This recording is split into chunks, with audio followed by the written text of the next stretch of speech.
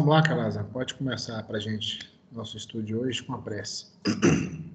Vamos agradecer ao Mestre Jesus por essa oportunidade de estarmos mais uma vez reunidos para uma compreensão melhor da doutrina espírita, dos mecanismos da mediunidade, que possa nos auxiliar num bom desempenho, né, que a espiritualidade espera de nós. E que esse estudo de hoje, né, possa ser mais um ponto de esclarecimento para nós, nessa nossa tarefa, né, com relação à mediunidade. Ser conosco, Senhor, hoje, agora e sempre, assim seja. Que assim seja. A palavra Vou está compartilhar a tela, então. Deixa eu ver aqui. Capítulo 7, não é isso? Isso. Ah, meu Deus, me assusta não. Fiz o capítulo errado. Vocês estão vendo? Estou vendo, você compartilhou a tela que está aparecendo todo mundo, né? De novo. E agora? E agora? Ainda não, está aparecendo a sua tela de Skype. Eu vou descompartilhar e compartilhar novamente. Acho que você tem que selecionar a tela, né? Que você vai. Esse aqui. Vou compartilhar. Aí, agora deu. Deu? Deu. Estão vendo agora? Correto, tá tranquilo. Eu vou colocar em tela cheia. Deixa eu ver se está aqui. Não lembro como é que foi em tela cheia. Deixa eu ver se está. Não liga tela cheia. Gente, eu estou ficando ruim nessas coisas também. Peraí. Cadê a visualização aqui?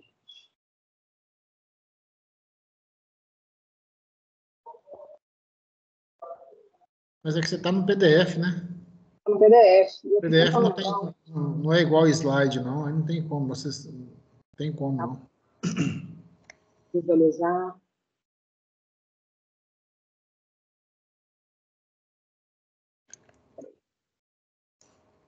Vamos ter paciência. Olha a tela cheia. Pronto. Tá vendo? Sim, tudo ok. Vamos lá. Então, o capítulo 7, chama Analogia de Circuitos, né? Eu fiz estudo aqui baseado nele e em outros livros também, tá? Para poder explicar certas coisas. Igual eu estava falando antes. Quando eu estava finalizando a apresentação, o layout da apresentação com todo o conteúdo, aí apareceu um último conceitozinho, aí ele puxou um outro assunto que vai render umas 6 slides. Então, vamos começar aqui.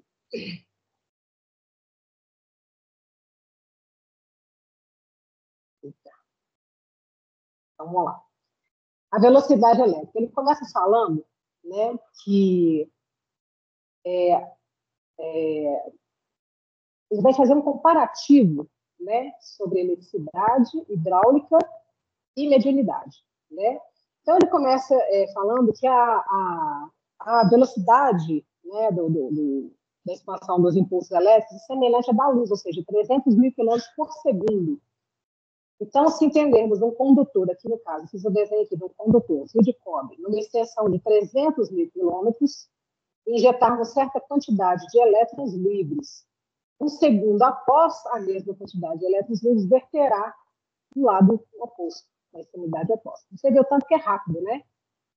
Então, ele está falando assim, que, apesar de ser, sim, esse conceito está considerar essa velocidade dos elétrons, vai depender de uma série de coisas para poder a gente fazer o entendimento completo disso, que não é só simplesmente isso aqui, né? Então, ele vai começar a fazer um comparativo daqui para frente. Então, ele vai sempre comparar a hidráulica, a elétrica e a mediúnica. Tá? A partir de agora, é sempre vai fazer essas comparações. Por isso que ele fala que é de analogia de circuitos. Ele vai fazer analogia comparando uma com a outra, né?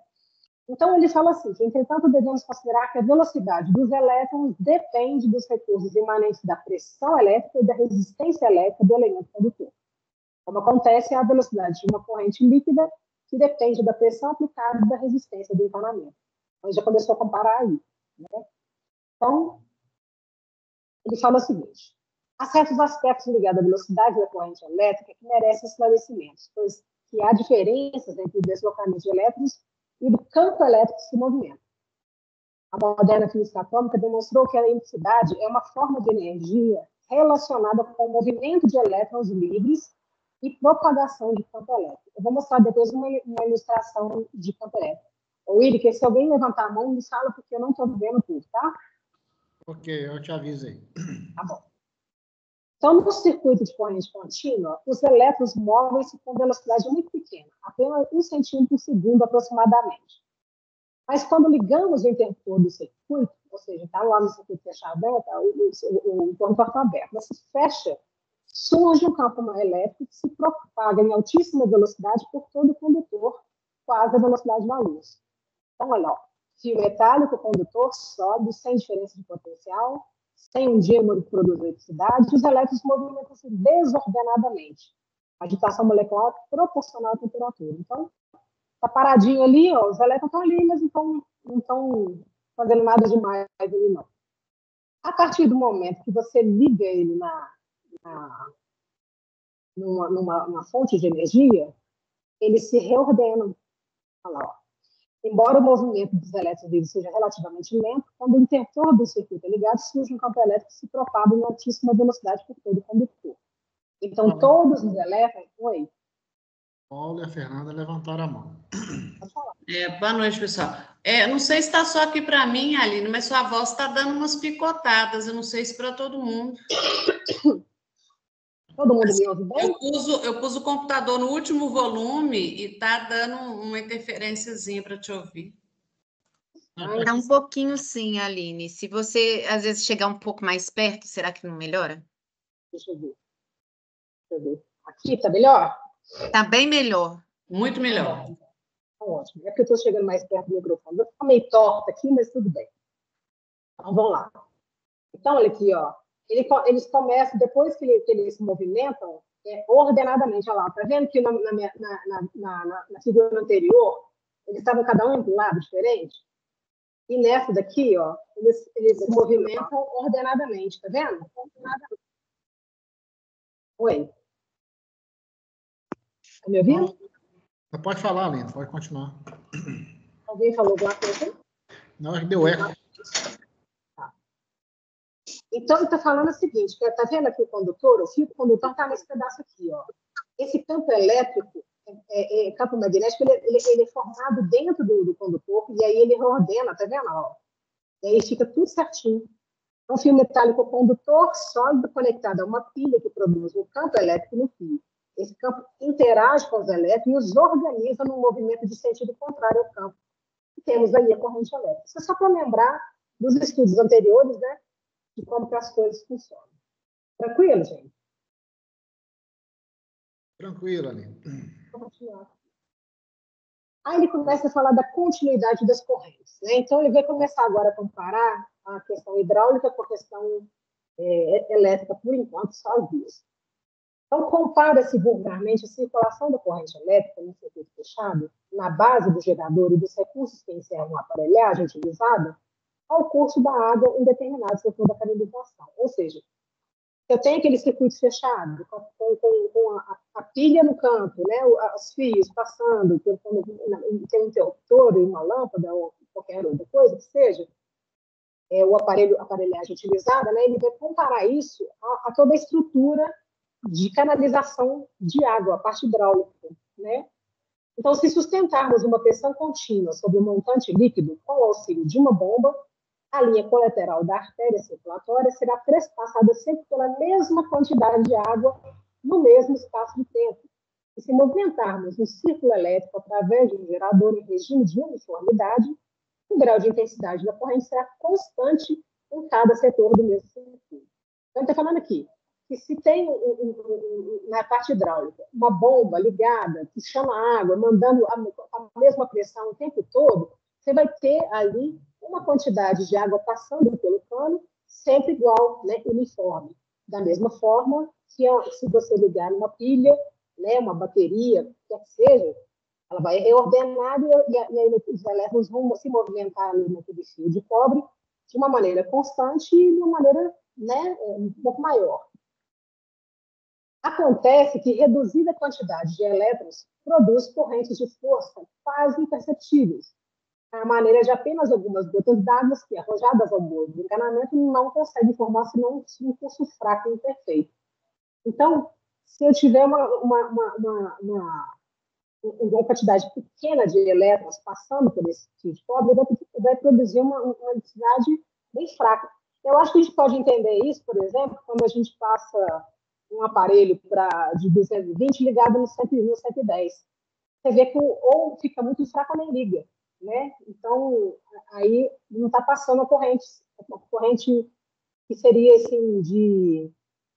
Qual a palavra, gente? Seria insignificante, né, a movimentação. Então, nem daria uma expressividade na coisa ali, não. Tá tudo certo, gente? Todo mundo entendeu? Ok. Então, ele continua fazendo as analogias, né? Então, aplicando os conceitos expedidos atrás aos nossos estudos da mediunidade, então agora ele vai começar a comparar com a mediunidade. Recordemos a analogia existente entre circuito hidráulico, elétrico e mediúnico nas seguintes expressões.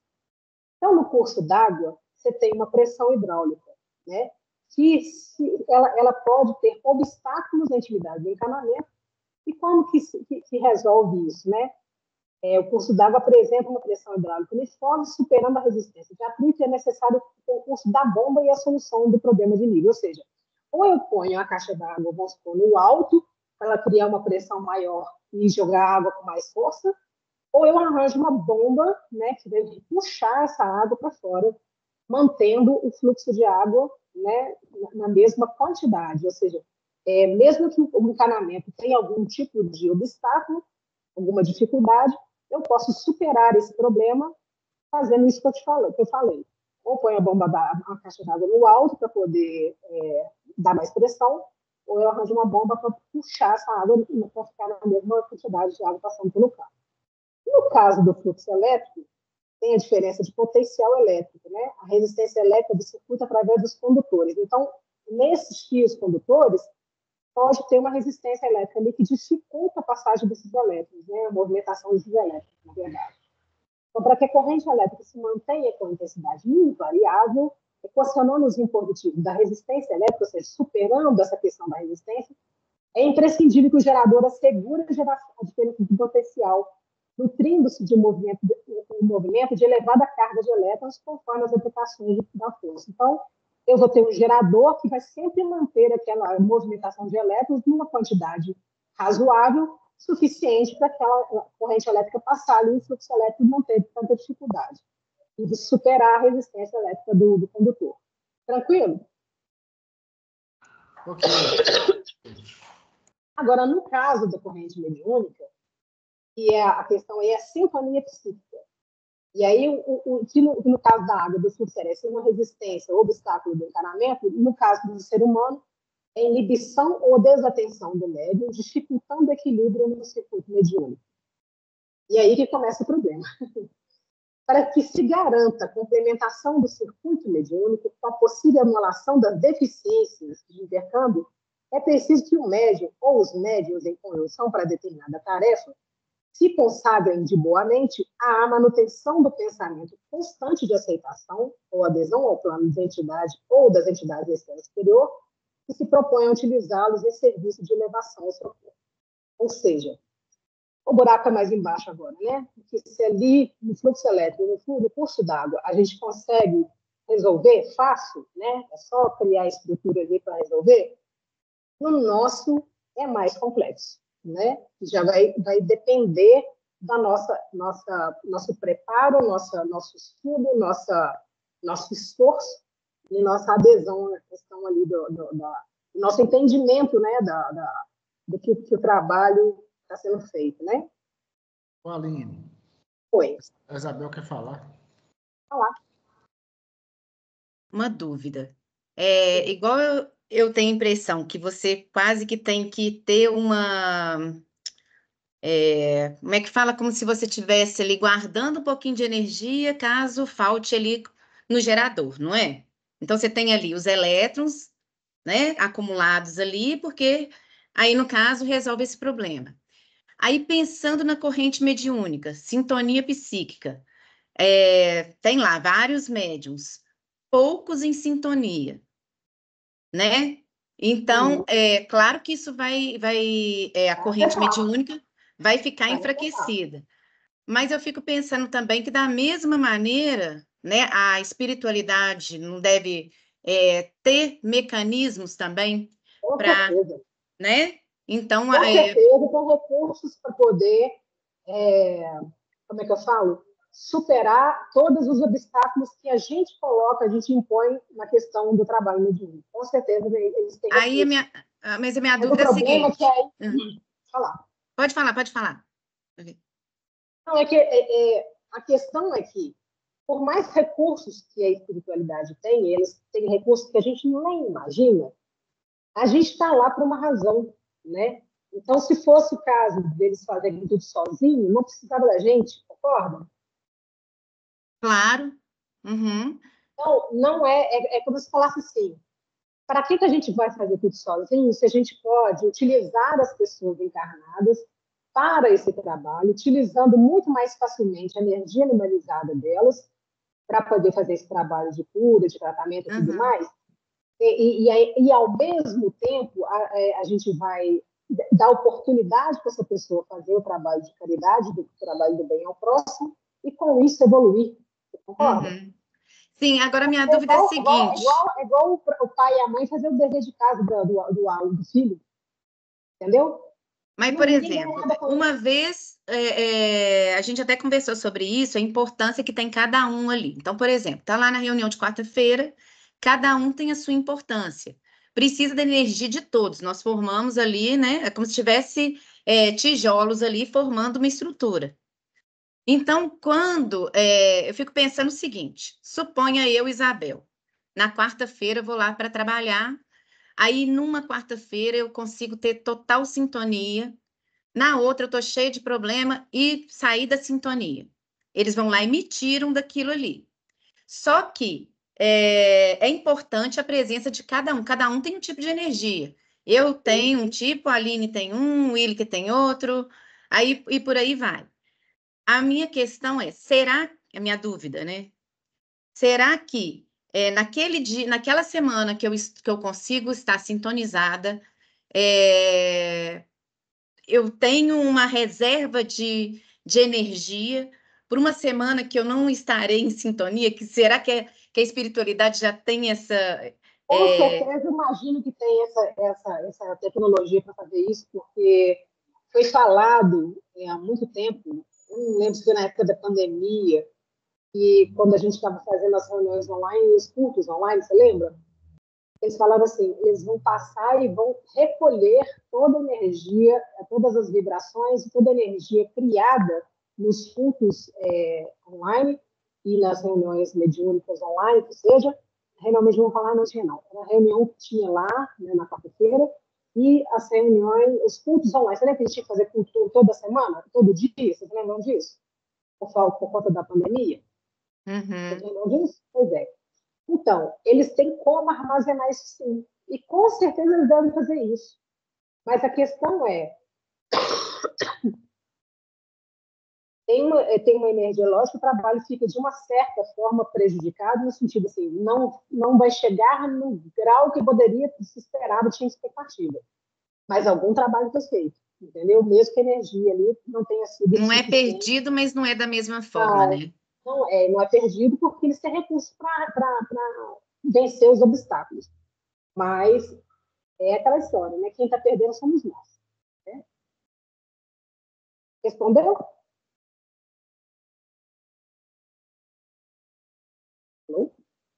Respondeu a pergunta?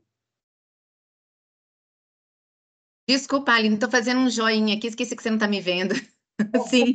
Então, continuando aí essa corrente mediúnica, aí, né, no caso. Então, está assim, ó.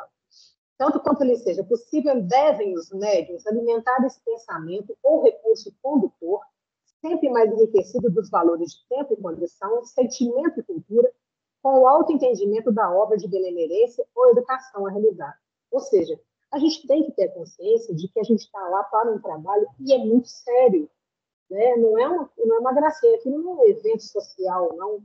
Aquilo é uma tarefa, é um pronto-socorro, né? Então, a gente tem que entender isso e se conduzir nesse trabalho dessa forma, com seriedade, né? Então, assim, como é que eu vou fazer isso? Aí que o capítulo vai mostrar daqui para frente. Até agora, alguma dúvida além dessa? Não, tranquilo. Beleza, vou continuar. Então, o que é necessário? É necessário sintonia, né? Não se veja em nossas assertivas qualquer tendência à inutilização da vontade do médico com evidente desrespeito à personalidade humana e inviolável seu livre-arbítrio. Ou seja, cada um de nós vai agir de acordo com o seu livre-arbítrio. Então, eles não vão aviltar isso. Só que quem está perdendo somos nós, né? Anotamos simplesmente as necessidades da sintonia no trabalho das inteligências associadas para fins enobrecedores, porque, em verdade, os médiuns trazidos ao serviço de reflexão do plano exterior, quer nas obras de caridade e conhecimento, quer nas de instrução e consolo, precisarão abolir tudo que lhes constitua preocupações extras, tanto no que se refere à perda de tempo, quanto no que se reporta ao interesse subalterno da experiência vulgar, sustentando-se por esforço próprio e não por exigência dos espíritos benevolentes e sábios, em clima de responsabilidade, alegremente aceita e de trabalho voluntário na preservação e enriquecimento dos agentes condutores da sua vida mental, no sentido de valorizar a própria cooperação, com fé no bem e segura disposição ao sacrifício no serviço a efetuar-se. Olha aí. Quer dizer, eles não vão ficar cobrando da gente, você chegou atrasado, você não... Eles vão dar às vezes vão dar uma cutucada na gente, mas aqui não faz, né? Vão acordar, vão despertar, vão prestar atenção nisso e tal. Mas eles não vão ficar, você não veio, ficou faltando isso, eles não vão ficar cobrando, não, gente. Esse interesse é nosso. Nós é que estamos perdendo, entendeu? Aí ele está falando assim, abolir tudo que constitua preocupações extras. Ou seja, viver de uma forma mais simples para não gerar preocupações que não precisariam ter que acontecer, né? Porque a gente, eu vejo isso, teve até uma orientação lá no Ezequiel, na quarta-feira, e foi mais ou menos nesse teor, que a gente acelera muito a vida, a gente acelera muito as coisas, e aí o corpo, a vida da gente tem um limite para aguentar de estresse, que é 20%, mas a gente está passando disso assim, longe mesmo, sabe? E aí fala o seguinte, que esse acelerar, né, por que a gente acelera? Porque a gente corre atrás de coisas que às vezes não são essenciais na nossa vida. E aí, vamos supor, eu já tenho um carro, mas eu quero um carro do ano, eu quero um carro importado de marca tal, aí eu tenho que trabalhar 3 vezes mais para conseguir dinheiro para pagar um carro. Cara, aquele carro vai fazer o que na sua vida? Para que você precisa de um carro esportivo de última geração, que não sei o que, para andar no asfalto esburacado aqui da cidade? Para quê? Para fazer bonito para os outros? Ou seja, você está criando uma demanda que não precisava ter criado. E aí você se estressa, se preocupa, ter falta de, você vai trabalhar mais, vai ter menos tempo para sua família e vai perdendo o que é essencial por causa de uma coisa. Então, a pessoa tem 3, 4 empregos para manter uma casa absurdamente grande, inchada de recursos que não tem necessidade nenhuma, só para poder mostrar para os outros que eu tenho uma casa maravilhosa, que eu tenho um carro do ano, um carro caríssimo, uma roupa de marca, e o pessoal vai se perdendo nisso.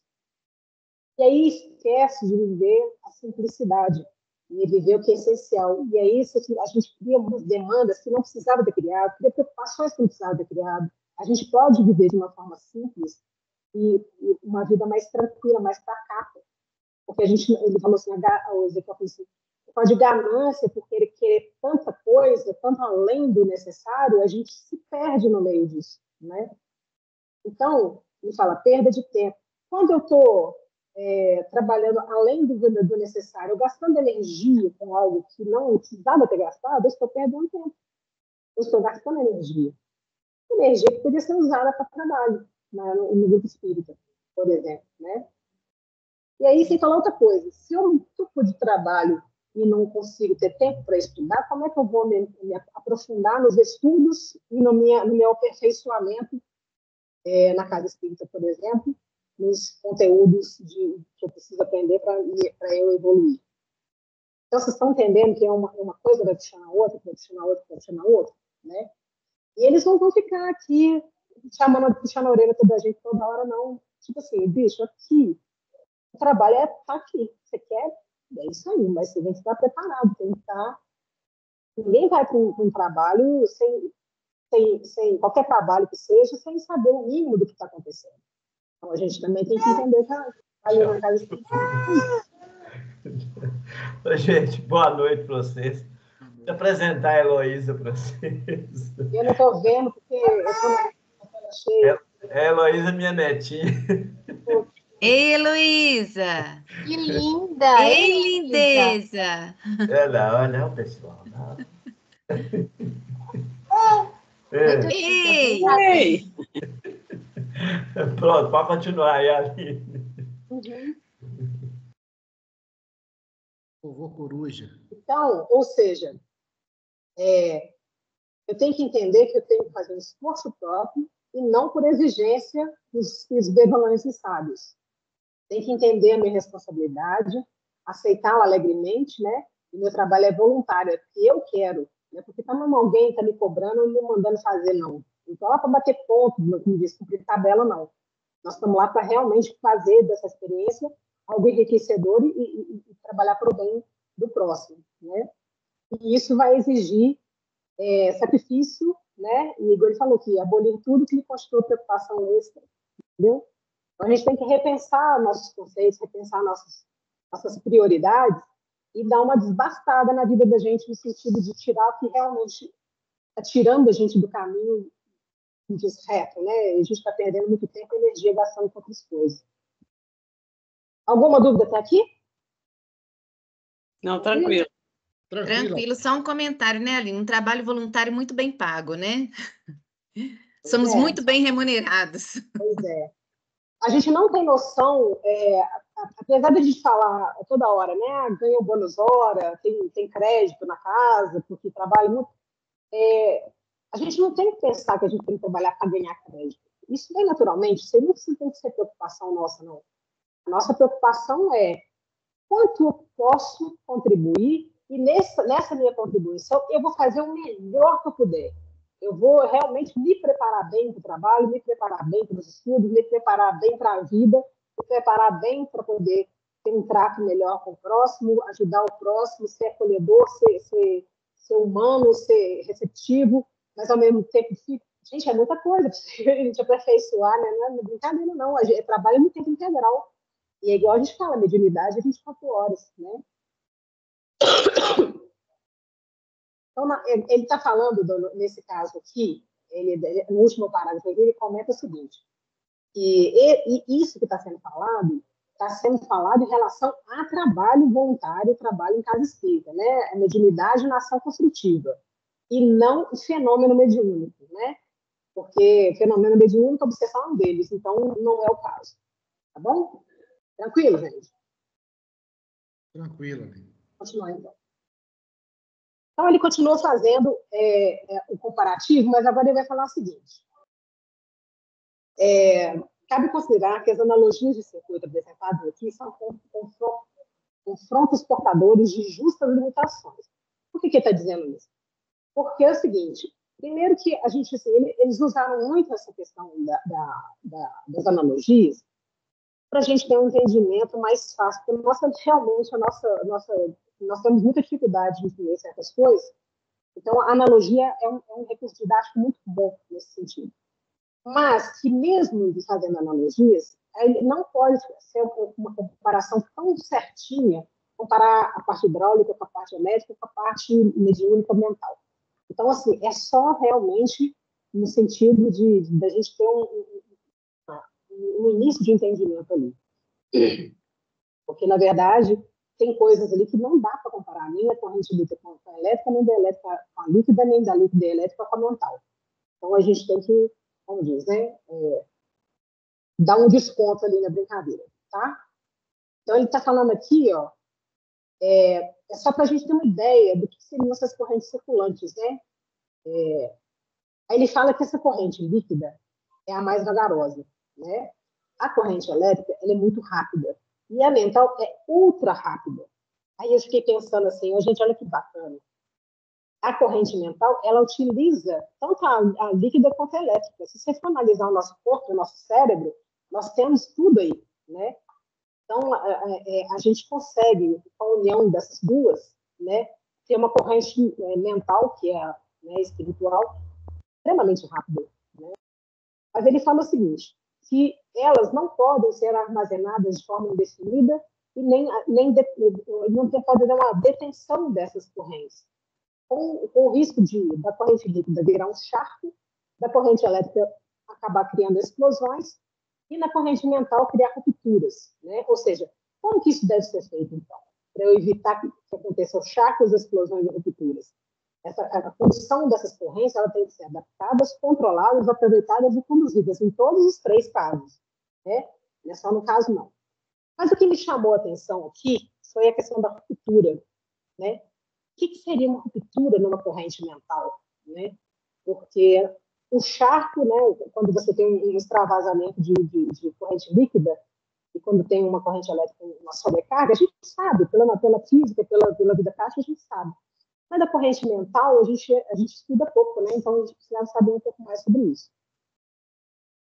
Então ele fala o seguinte, que no circuito hidráulico, qual que é a forma de conduzir essa corrente? A gente vai... Como é que eu vou controlar, adaptar, aproveitar e conduzir essa corrente líquida? Aí, no caso do circuito hidráulico, é necessário reservatórios, canais, represas, comportas e edificações adequadas.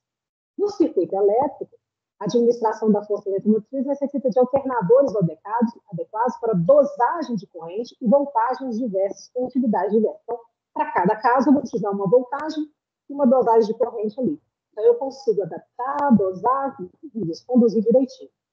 Mas no circuito mediúnico, que é o que nos interessa mais, nós necessitamos de instrumentos receptores para atender às exigências da emissão para serviços de essência elevada. Desse modo, as correntes citadas dependem dos seus efeitos da condução que lhes imprimem. E aí que o problema começa. Né?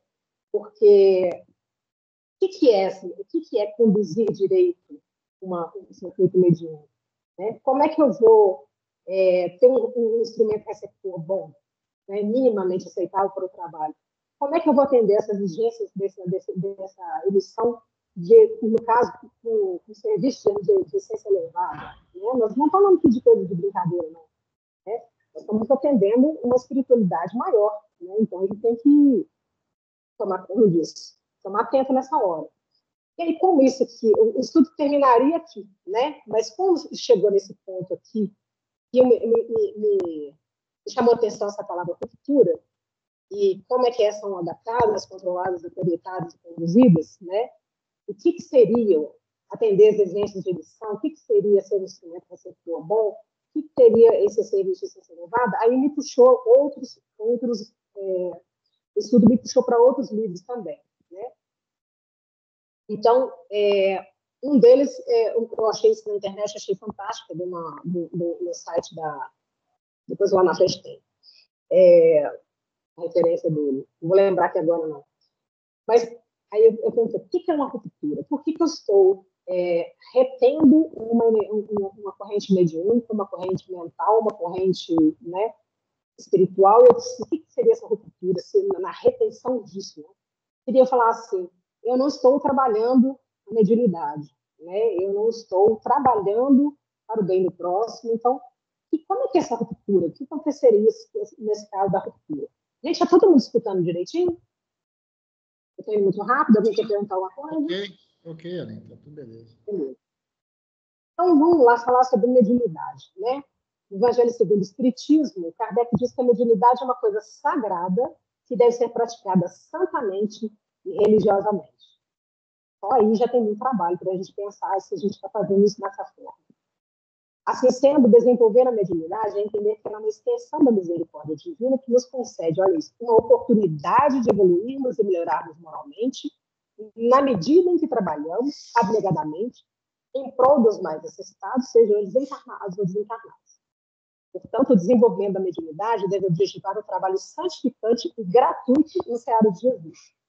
Jamais por motivos de curiosidades, brincadeiras, adivinhações, ou mais uma forma de ganhar dinheiro ou obter favores dos espíritos ou desencarnados.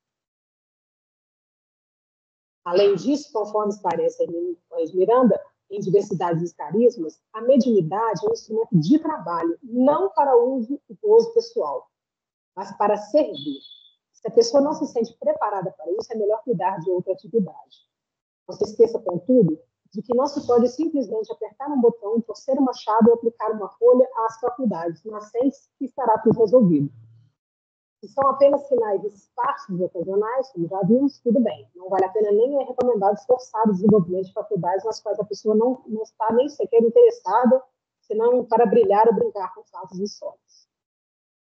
No entanto, como afirma o referido autor, se essas manifestações são claras, persistentes e abundantes, é preciso assumir com determinação as responsabilidades que elas trazem. Alguém quer falar alguma coisa? Vicente levantou. Aline, Oi.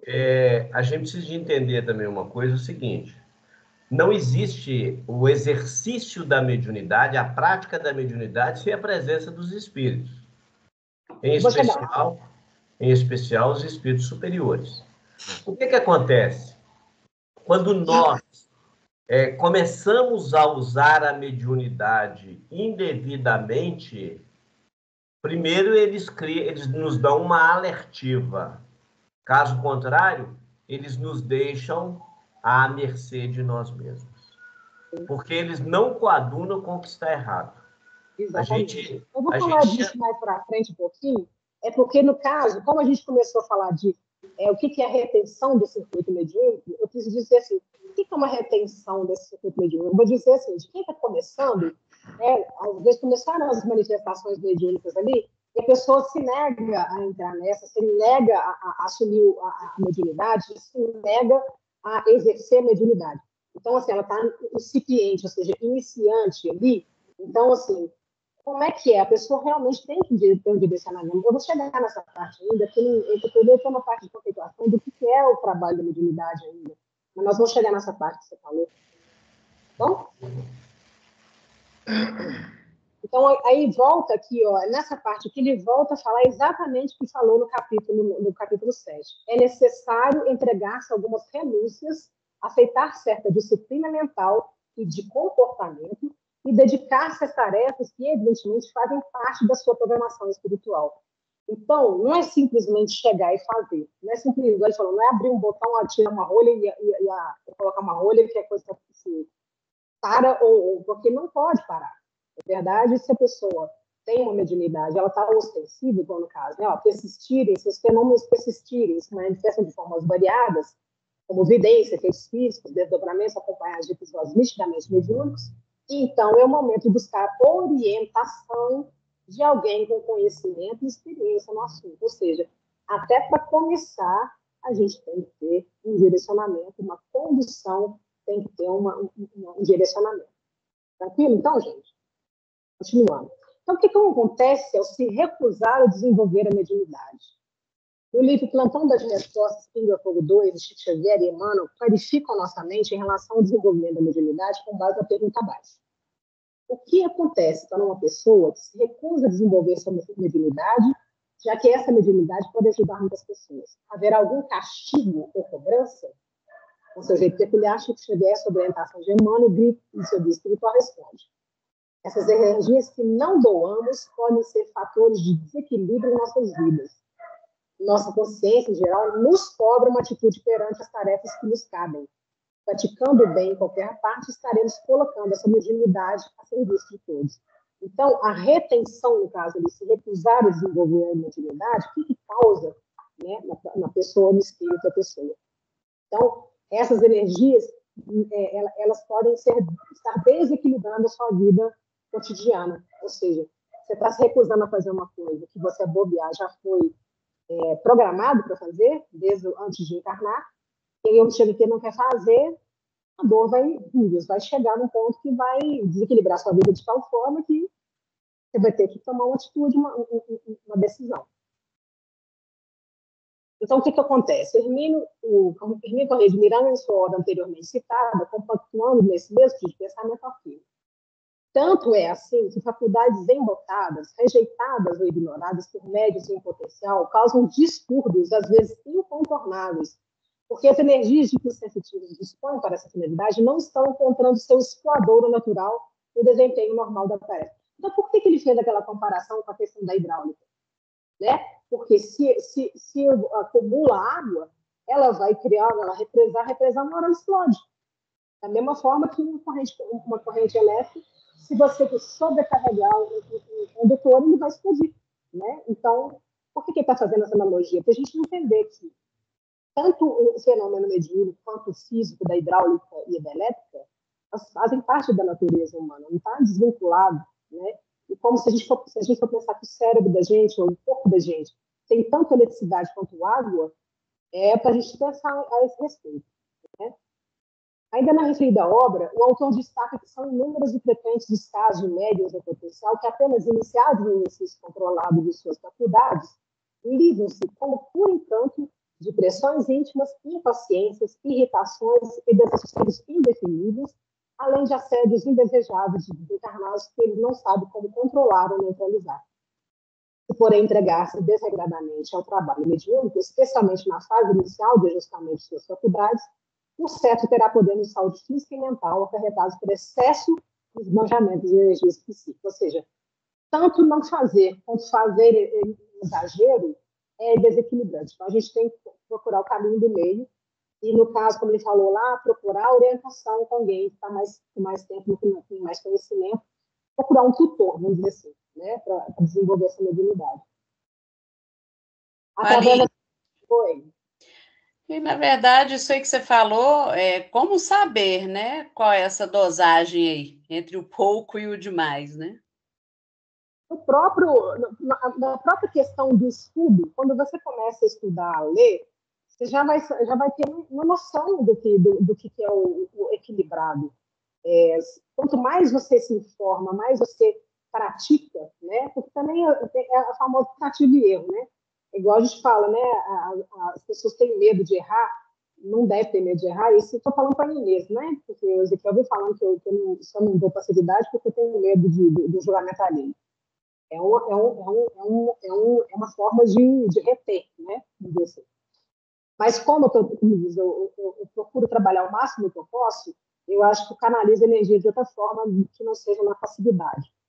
Mas tudo exige estudo e prática. Se você estuda e pratica o que está estudando, fatalmente você vai chegar num grau de excelência, num grau de eficiência, num grau de aperfeiçoamento muito grande.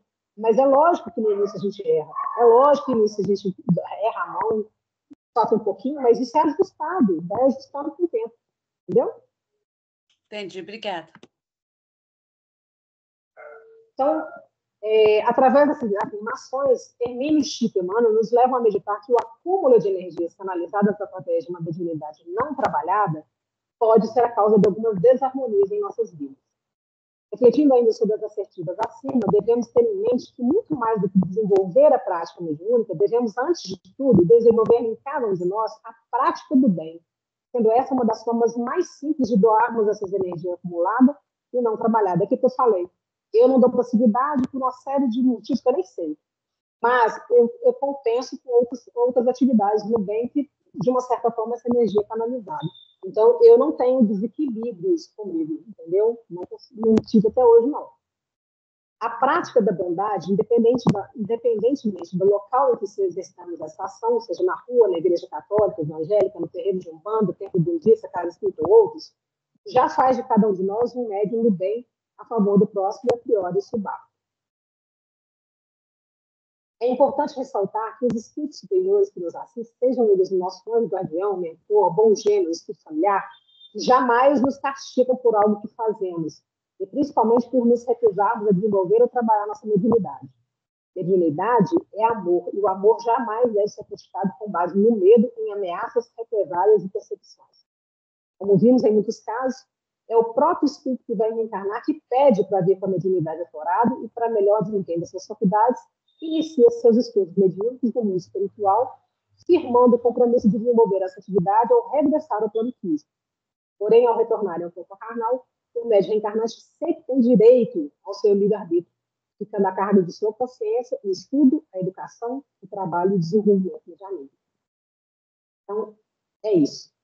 Se alguém teve alguma dúvida, eu vou deixar essa apresentação depois lá para vocês no grupo, tá? Mas foi baseada nesses livros aqui, nesse site aqui que eu falei para vocês. André levantou a mão aí, Aline. Levantou? Fala. Fala, André.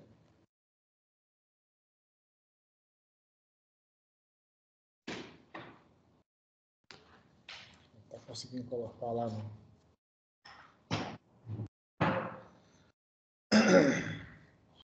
Alguém quer acrescentar alguma coisa? Quer perguntar? Boa noite, agora eu consegui aqui. Falado, gente, pelo amor de Deus. Na verdade, eu ia comentar, né, o que aconteceu comigo em relação à mediunidade, que eu acho que é muito interessante, porque a forma como eu fui acolhida no centro espírita, né, eu acho que, assim, para mim, é bem, assim, é algo que deveria acontecer em todas as casas, né? Porque eu tinha 14 anos e começou com fenômenos físicos na minha casa, o meu piano tocava sozinho, eu ia pegar uma xícara que estava na mesa, ele estourava, e coisas assim, né? A porta abria e fechava quando eu ia sair sozinha, sabe? E eu era uma pessoa muito nova, né? Morava aqui em Belo Horizonte já estudava aqui, mas nunca tinha ouvido falar nada a esse respeito.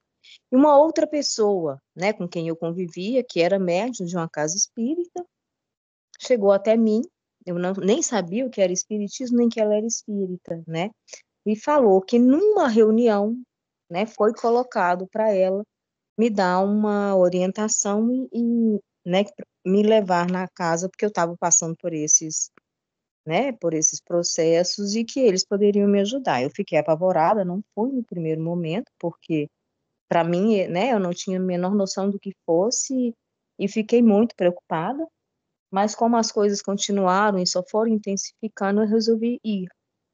E eu fui no primeiro centro que eu fui, chama Padre Germano, ali na Rua Tufa, e, desculpa, é Irmão Eustáquio. E a pessoa, né, o que me recebeu, chama Paulo, ele não mora mais em Belo Horizonte hoje, ele era o responsável pela reunião.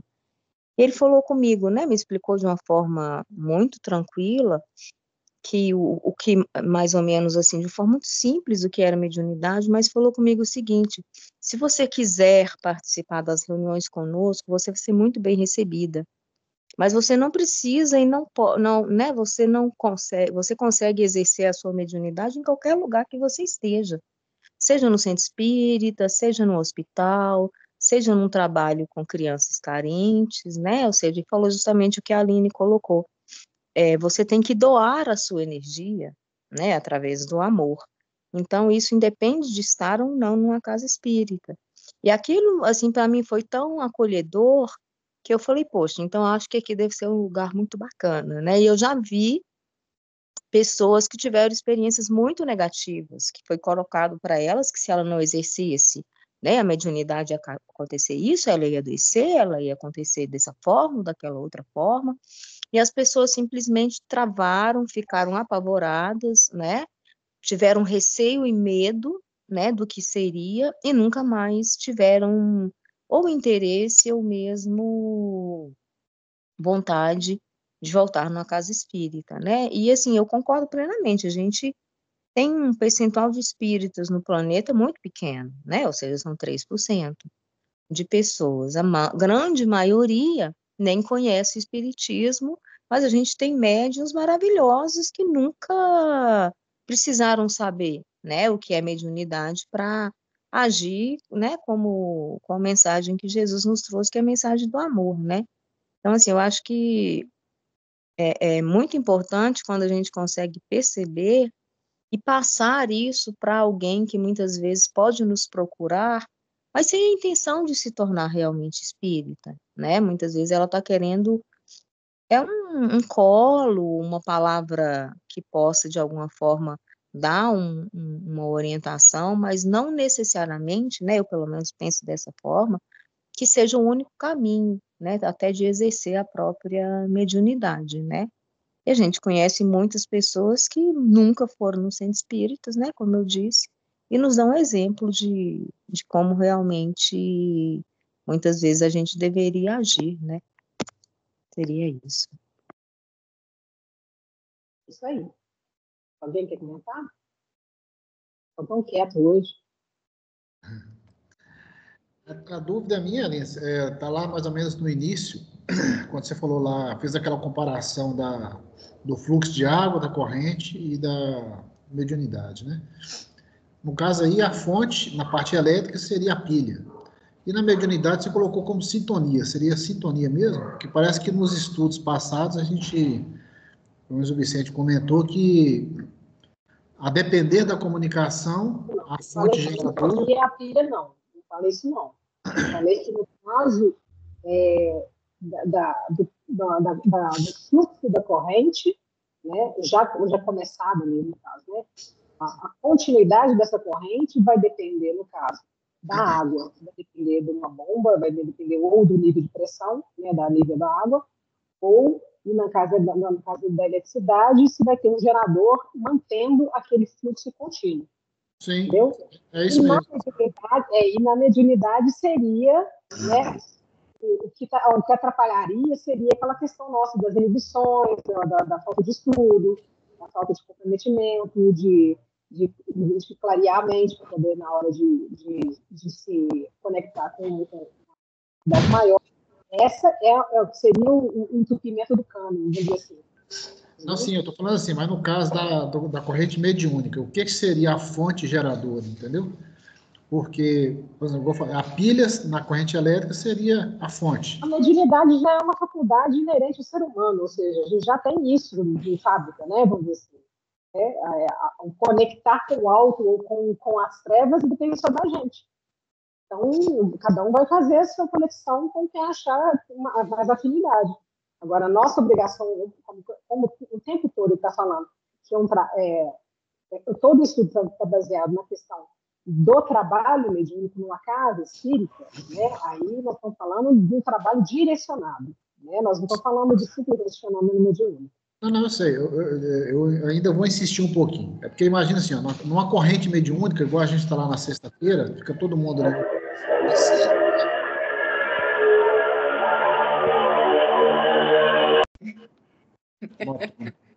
É a motona.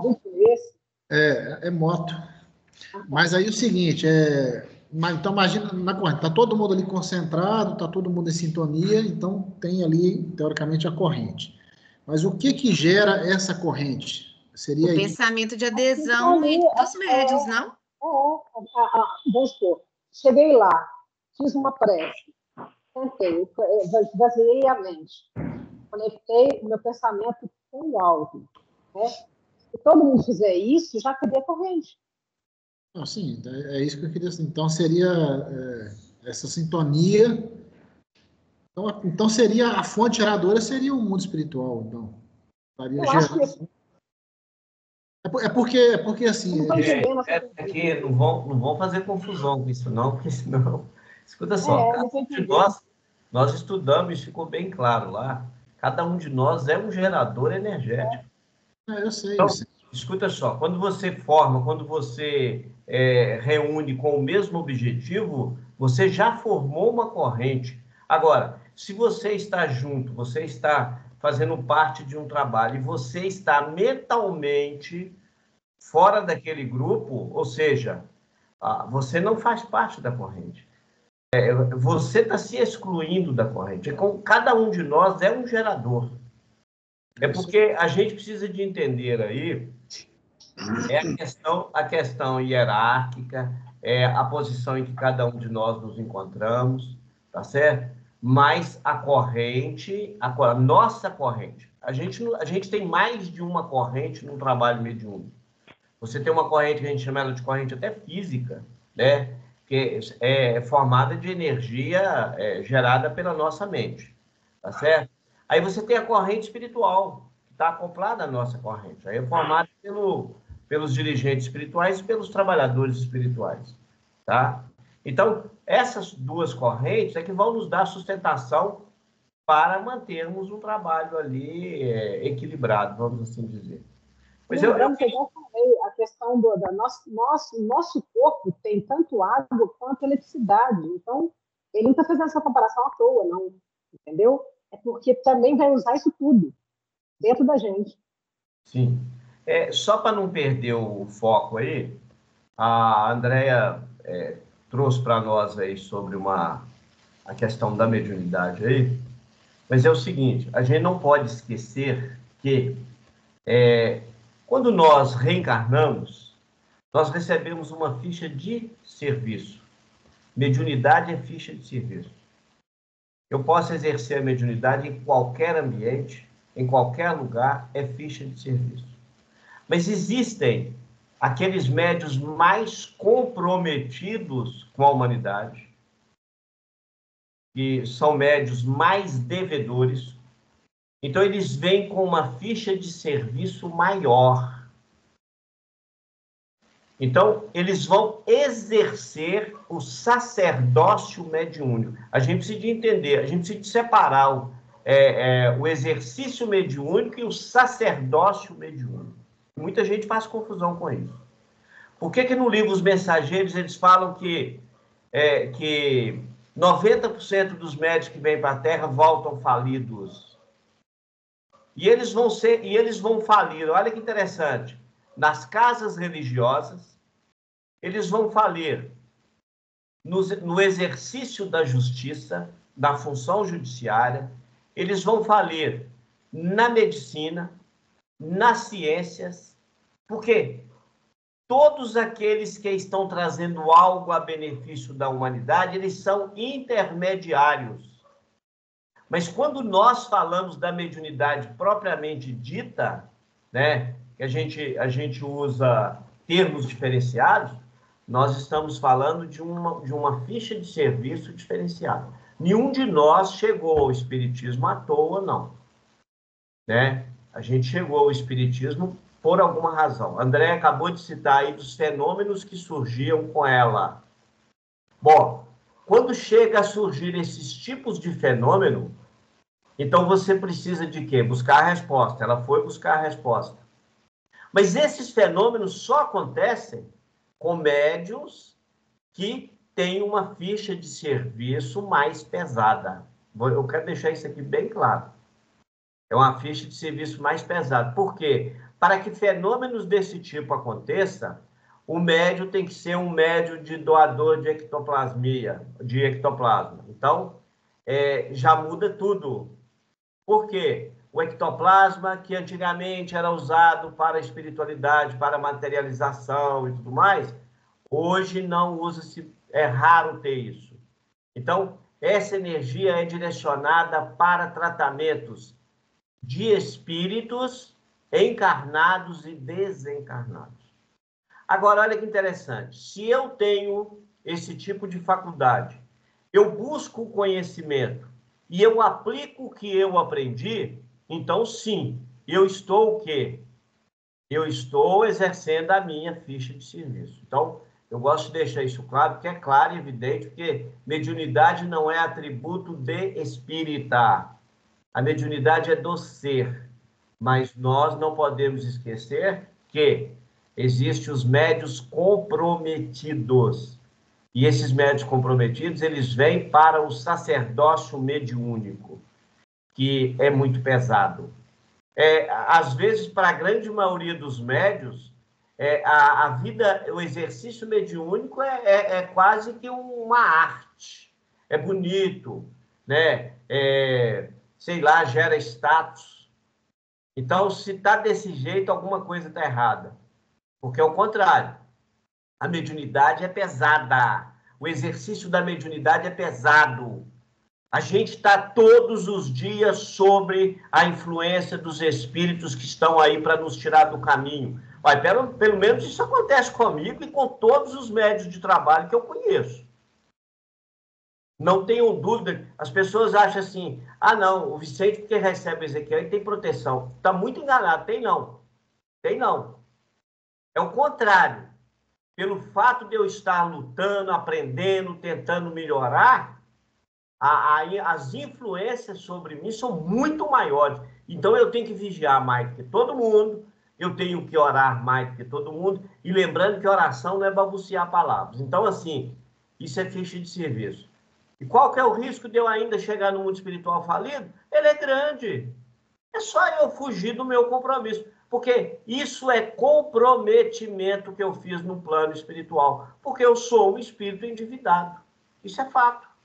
Então, se os fenômenos acontecem comigo, desde que eu me entendo por gente, bom, eles diminuíram bastante depois que eu iniciei, que eu tomei responsabilidade, que eu vi que realmente eu não tinha outro caminho a não ser, através do espiritismo, poder realmente exercer o sacerdócio mediúnico, propriamente dito.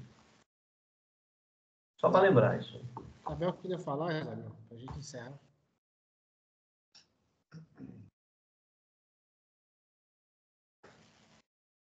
Está conseguindo, não? Não, né? Precisa não. Quem quer falar mais alguma coisa? A Aline, você encerrou o estudo, então? Deu por encerrado. Ô Wilker, Oi, Mauro. você tava falando sobre a fonte. Eu entendi que eu resumiria como, no nosso caso, como a mente.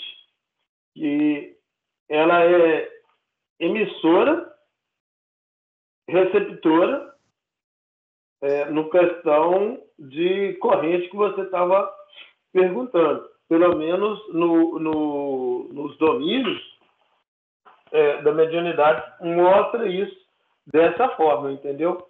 Então, aquela corrente, que corrente é o quê? Fluxo de elétrons. Se é fluxo de elétrons, ele tem que ter uma fonte geradora, diferença de potencial. A diferença de potencial ele vem, então, da mente emissora, e a outra mente receptora está apta a receber. Então, é tudo mental. Tá? Agora, quando parte para retirando a mente, aí ela vai para o espiritual. Então, o espírito é que tem condição de ser. Ele é também emissor, receptor. Ele é que vai fazer esse trabalho. Ok, irmão. Vocês estão lembrados do que nós falamos quando o Calazans trouxe o estudo? A gente tem que esforçar muito para a gente gravar de uma maneira a gente não perder. Olha que interessante.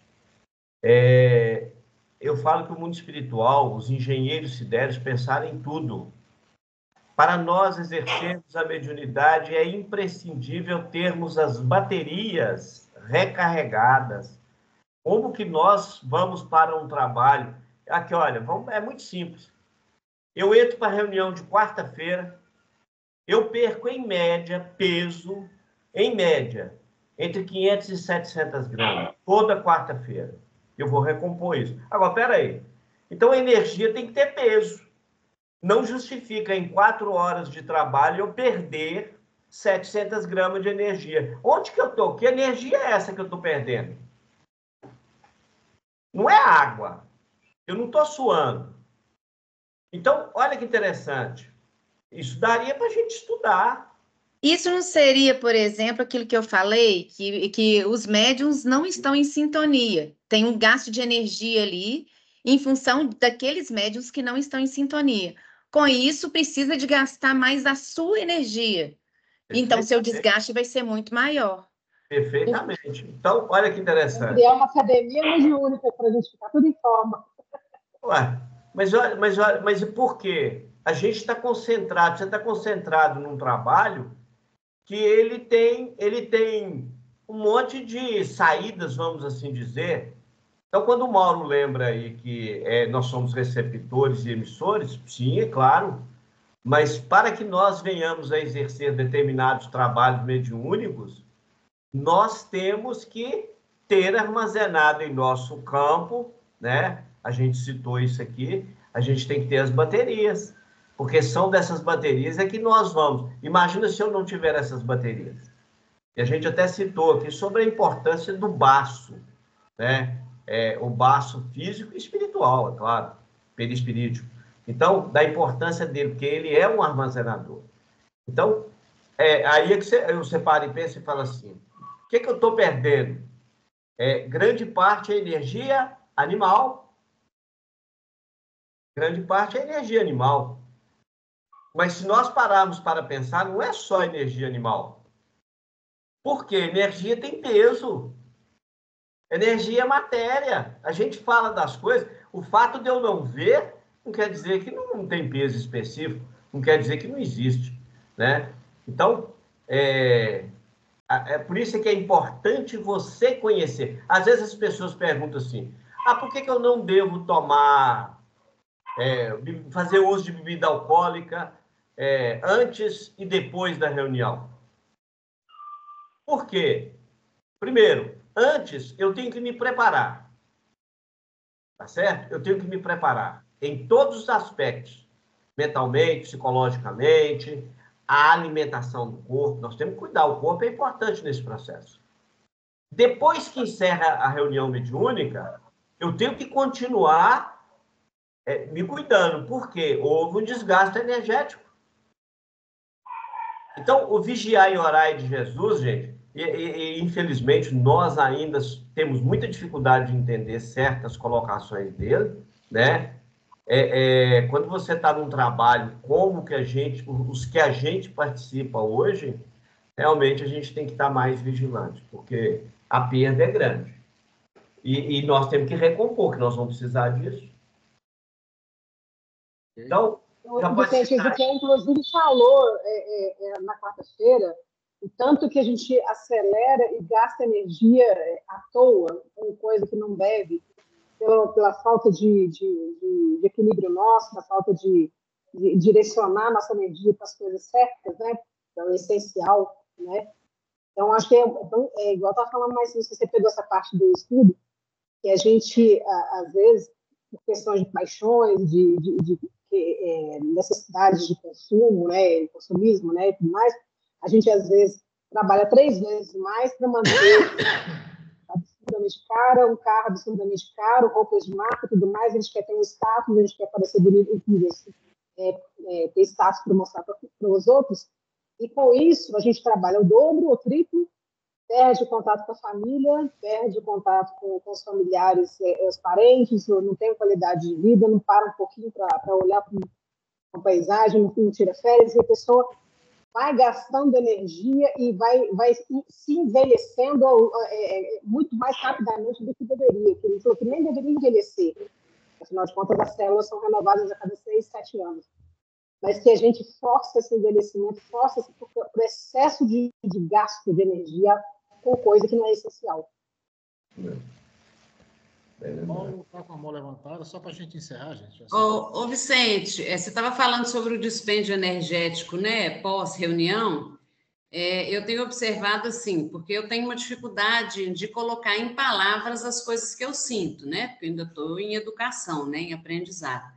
Eu observo que, por exemplo, quando eu chego em casa, o corpo não aguenta nem ficar de pé, mas o cérebro é como se eu tivesse tomado um Red Bull. A cabeça fica extremamente acelerada, muitos pensamentos e muita coisa, e o corpo não está nem aguentando andar. Isso seria um desequilíbrio do que a Aline estava falando, por exemplo, sobre a água e a parte elétrica, alguma coisa assim, ou é falta ainda de caminhar muito? Você sai de uma reunião mediúnica, olha bem, você tem um corpo mediúnico. A responsabilidade de todo mundo que faz parte de uma reunião, ela é imensa. Uns estão ali, por exemplo, a Isabel citou aí, quarta-feira. Todo mundo que foi... ninguém está participando das reuniões lá por obrigação, não. Todos foram convidados. E a gente tem a opção de falar sim e não. Tanto é que aqueles companheiros que não estão dispostos ao trabalho, né, quase sempre eles saem, eles deixam o trabalho. Seguem o caminho deles, mas deixam o trabalho. Então, assim, a gente precisa de entrar para a reunião. O fato de eu perder peso, às vezes eu saio cansado, mas eu não saio assim dessa maneira. Quando eu saio do centro, na quarta-feira, eu quero descansar. Eu saio muito cansado. E, por incrível que pareça, não tem uma quarta-feira que eu sou o último a sair. É castigo. Quase sempre eu sou o último a ir embora. Mas tá tudo certo, não tem... Tá tudo correto, né? Então, assim, a gente precisa de conhecer os companheiros com quem nós trabalhamos, né? Por quê? Porque são esses companheiros que vão te dar sustentação ali. Eles vão estar vigiando por você também. Isso é importante. Então, é por isso que nós temos que saber o nosso papel. Olha, quando eu estou numa reunião mediúnica, eu não estou dando passividade, eu estou gerando meios para auxiliar os companheiros que estão dando passividade. Eu estou ali auxiliando. Eu não estou usando o meu senso de curiosidade para escutar a sua conversa, não. Eu estou auxiliando os companheiros na mediunidade. Eu acho que é o que eu aprendi, é o que eu faço e é o que a gente vê nas informações que os livros trazem para nós. Bom, mas como o Ivo já pediu para encerrar, então agora vai ser o capítulo 8, né? Isso. Mediunidade e eletromagnetismo. Eu queria voltar de novo com o Calazans para falar sobre esse tema. Ora, certeza.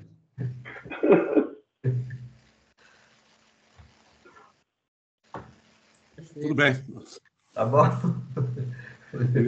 Você não é doido de falar, não? Posso, né? Ô, Vicente, até para aproveitar, de 3 em 3 meses, eu tenho que fazer uma palestra aqui em escala, né? Então, a minha ausência dele, que, aliás, foi recomendação do Ezequiel, né? Divulgue o Cristo, né? Então, não posso. Então, mas é lógico, quando tem tarefa aqui, eu adio, né? Não, tá tranquilo. Isso é bom. Não problemas, então. Pedir a Isabel fazer a oração final.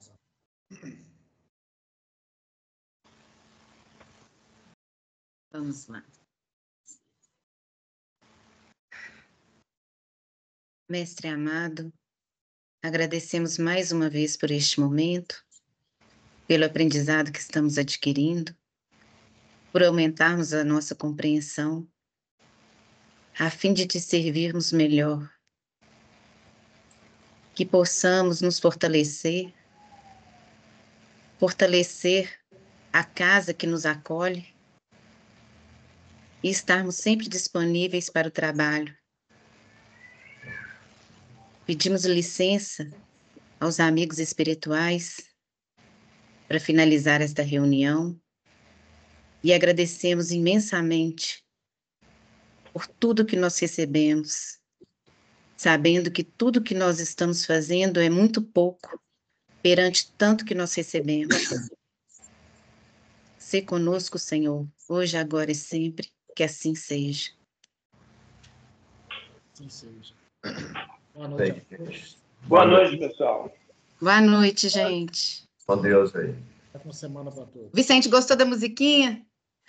Maravilhosa. Vou te mandar um forró aí, que eu coloquei outro ritmo.